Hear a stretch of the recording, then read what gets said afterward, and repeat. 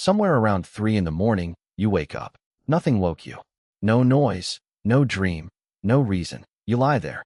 You check the time. You calculate. 4 hours left. Maybe 5 if you fall asleep now. And then the second thing happens. You start worrying about being awake, which is, of course, the one thing guaranteed to keep you awake.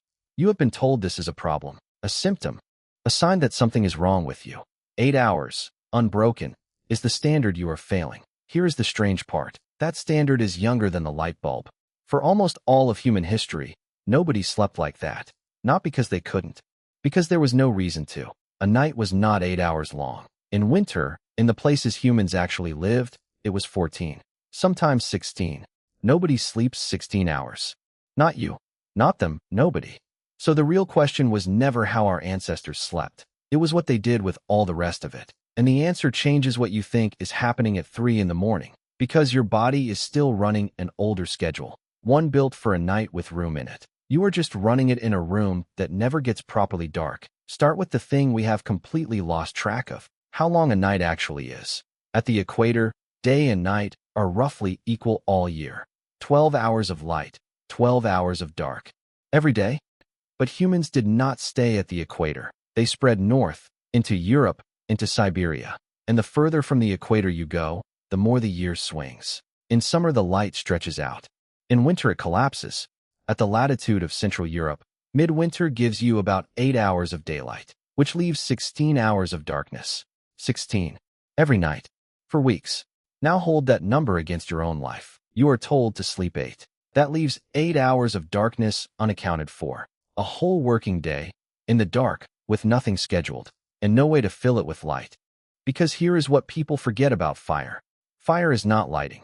Fire is a small orange circle. Step 3 meters away from it, and you are in the dark again. A campfire lights faces.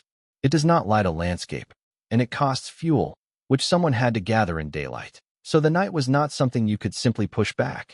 It was a wall that arrived on schedule and stayed for 16 hours. You could not hunt in it. You could not travel far in it. You could not gather in it. You were held in place, with the same few people, until it ended. So what does a body do with that? The honest answer is that we did not know for a long time.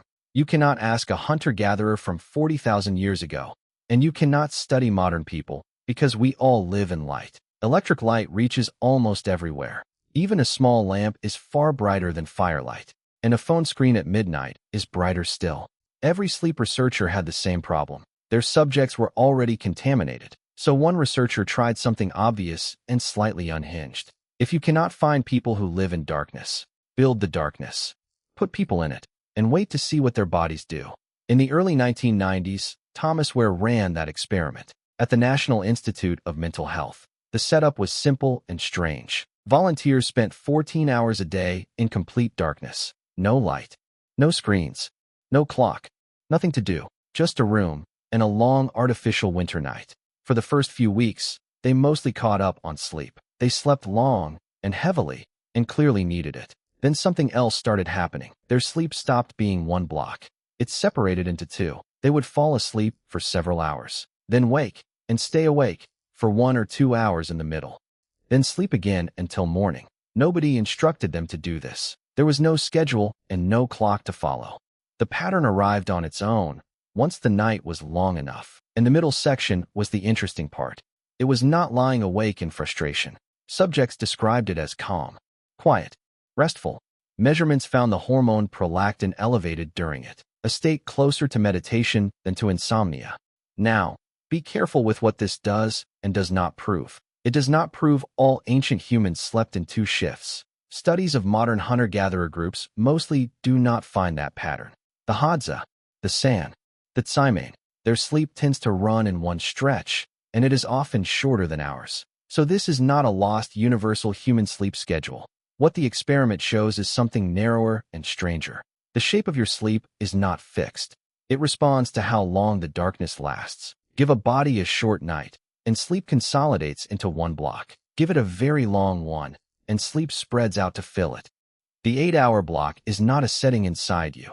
It is what happens when the dark is only 8 hours long. And there is written evidence pointing the same way. The historian Roger Kirch collected hundreds of references, court records, diaries, medical texts, letters, from pre-industrial Europe. They mention a first sleep and a second sleep, without explaining them, which is usually how people write about something completely ordinary. But there is a second question hiding underneath all of this, and it has nothing to do with rest. Think about a group of 30 people sleeping outdoors. No walls, no door, no lock, a fire that will burn down at some point in the night, and a landscape that contains things that haunt. Sleep is the most dangerous thing a human being does. You are unconscious, horizontal, and slow to stand for 8 hours in the open. So a group with everyone asleep at once has a problem, and the obvious solution is a watch.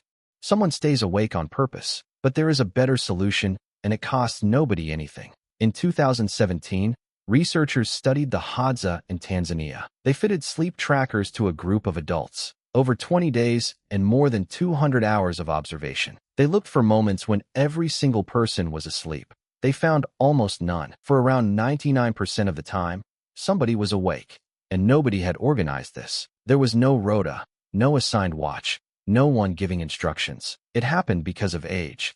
Older adults tend to fall asleep early and wake early. Younger adults tend to stay up late and sleep in. Put both in the same camp and the coverage is automatic. The grandmother covers the first hours before dawn. The young men cover the hours after dark. Nobody volunteers. Nobody is on duty. The group is simply never fully unconscious. Researchers gave this idea a name: the poorly sleeping grandparent hypothesis. The suggestion is that variation in sleep timing is not a defect. It may be a feature that kept groups alive, which reframes something most people experience as a failure. Older people often complain that they wake too early. Teenagers are told they are lazy for sleeping late. Both of those are the same system working correctly. Spread across a group, they cover the night between them, and they were never meant to be measured against each other. There is no single correct human sleep schedule. There is a range, distributed across people of different ages. Add the length of the night to that, and add the fact that nobody slept alone. Sleep was not a private activity in a separate room. It happened in a group, on the ground, near a fire, with bodies close enough to feel each other move. Every part of that has now been removed. So let's look at what replaced it. The first change is the one everybody names: artificial light. But the size of the change is easy to underestimate. A candle produces a tiny amount of light. Firelight, barely more. A dim indoor room is many times brighter than either, and full daylight is brighter than an indoor room by a factor of hundreds. Your eyes adjust, so you never notice. Your internal clock does not adjust. It just reads the number, and the number says it is still afternoon. So the night gets shorter, not the astronomical night, the biological one. Darkness used to arrive when the sun went down. Now it arrives when you decide to turn the lamp off, which pushes the beginning of sleep later and later. And then the second invention lands on the other end: the alarm clock and the shift that starts at a fixed hour. Before industrial work, the end of sleep was flexible. You woke when it was light, or when you were done. A factory cannot run that way. It needs everyone at the same time. So one end of the night gets pushed later by light, and the other end gets held in place by the clock. The night is compressed from both directions, and whatever fits in the middle became the standard. 8 hours. Unbroken. Alone.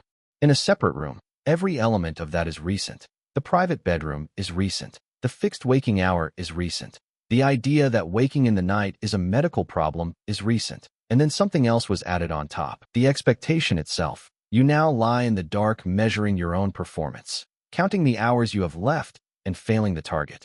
The anxiety about not sleeping does more damage than the waking did, and the target it is measured against is barely a century old. So here is what is actually happening at 3 in the morning. A body that reads darkness as the signal for how to organize the night.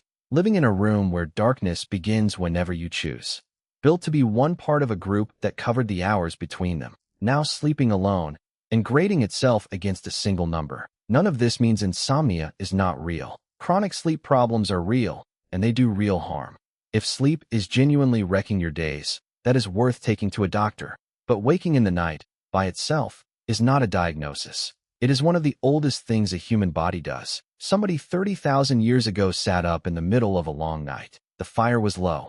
Most of the group was still asleep, and there were hours to go before anything would happen. They were not failing at sleeping. They were exactly where the night had left them. So when you wake, and the room is dark, and nothing is wrong, you are not broken, and you are not behind. You are just early, on a schedule that no longer exists.